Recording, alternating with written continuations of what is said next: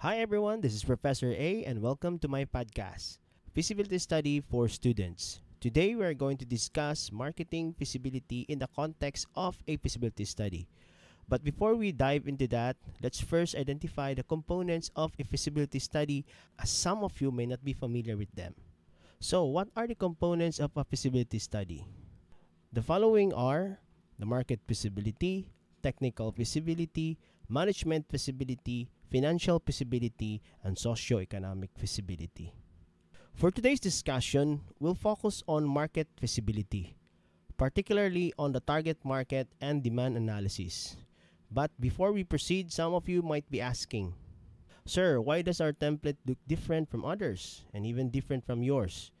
The answer is that templates can vary from one school to another, but the important components are always the same. The market, technical, management, financial, and socioeconomic feasibility sections are always present. The terms may be phrased differently, but the concept remains consistent. Now, let's dive into the components of marketing feasibility, starting with the target market or target customers. This is the first narrative you will write in your manuscript. In this section, you will explain in detail who your target customers are, how you plan to reach them, and why you choose to serve this particular market. It is crucial to identify your target customers.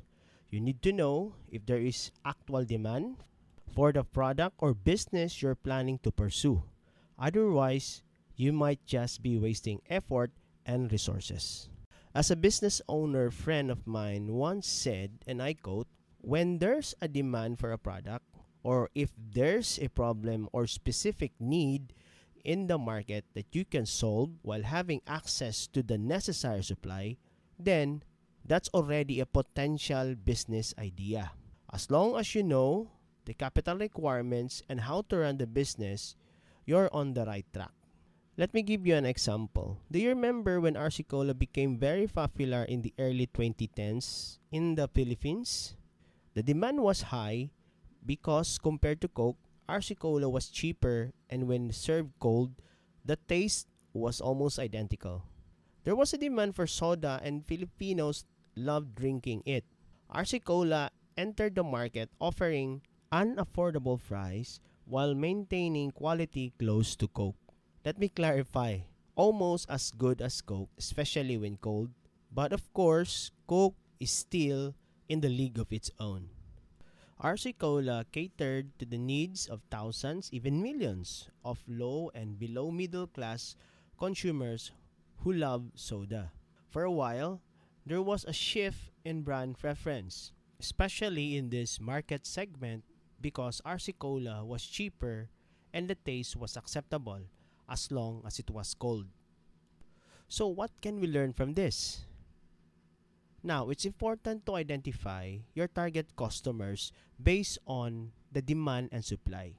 You need to ensure that there is a demand in the market and that you have the supply to meet if you want to succeed in that industry.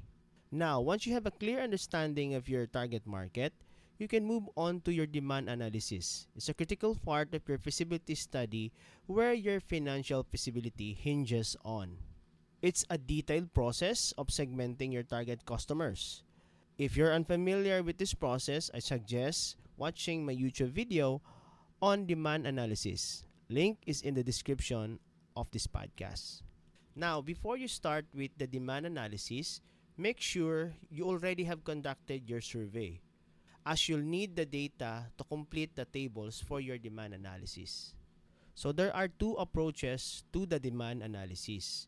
Number one, demand and supply analysis, where you also consider your competitor's supply. Number two, market survey analysis, which relies heavily on survey results and market projections, as well as assumptions. By the way, if this is your first time hearing about demand analysis, again, I encourage you to watch my video on it available on my YouTube channel. So what is the significance of the demand analysis?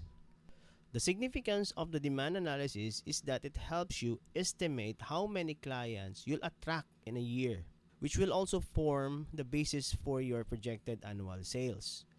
So you can even break it down into monthly or daily customers. For example, using the demand and supply analysis approach, let's say you have a projected annual demand of 100,000 customers and your competitors can only serve 50,000 customers. This leaves a demand gap of 50,000 customers. This also means that these are the potential customers you can target for your business. However, sometimes estimate might be a little bit off, leading to inaccuracies. If you think that the number are too optimistic, you can adjust by taking a percentage of your demand gap. Let's say you adjust to 10% of the original demand gap of 50,000. That gives you 5,000 target customers for the first year, which break down to around 417 monthly customers or about 14 daily customers on the average.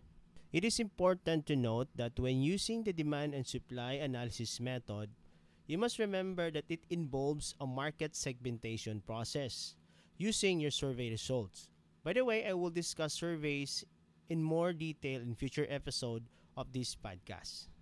Now, going back to the demand analysis, this time using the market survey analysis approach. This method does not include supply analysis but instead relies solely on survey results and market assumptions. For example, if your projected annual demand is 100,000 and your survey indicates a buying intention of 65%, then your demand gap will be 65,000. This means that these are your potential annual target customers. If you think this is still too high, you can further reduce the number by taking a percentage, say 10%, which give you an expected target market of 6,500 annual potential customers or about 541 monthly customers or an average of 18 daily customers. Now, if this is confusing to you, again, I encourage you to watch my video on demand analysis on my YouTube channel. Now, the key difference between the two methods is that the demand and supply analysis includes a competitor analysis, while the market survey analysis focus entirely on the survey results and assumptions. Now, the question, what is the recommended approach or method? It depends on the actual situation. If you have competitors to benchmark and scout, then you can use the demand and supply analysis method or approach. So if you use the demand and supply analysis method or approach, you will be advised to visit your competitors and ask for their daily clients or customers. Normally, you will be required to have at least 5 competitors or more, depending on the need. And then that would be listed on your supply analysis table. However, there are instances that it is really very difficult to extract information from competitors. Then you may shift to market survey analysis. For this method, you don't need the supply analysis or data from your competitors. All you have to do is to use extensively the buying intention question or the question, if we open a similar business and all the above factors are included, are you willing to visit us and buy from our business? So that question, no? So you can use the result of that question as your basis for your demand. So whatever approach or method you're going to use, it is important to note that the survey questions must be real time. Meaning to say, you really have conducted your survey and it is not created only on your table. And you know what I mean, okay? Now, before we end this episode, let's summarize today's discussion. We talk about target customers and how to write your narrative for this section. We also discuss the significance of the demand analysis, and it is a vital part of your feasibility study, which also forms the basis for your financial feasibility. I hope you learned something valuable today that you can apply to your feasibility study. If you're currently working on your manuscript, I hope this episode helps guide you. And for those who are about to start their feasibility study, this is a great way to begin familiarizing yourself with its components. See you in episode 2, where I'll discuss how to create your survey questionnaires and its components. This is Professor A, wishing you all a blessed day.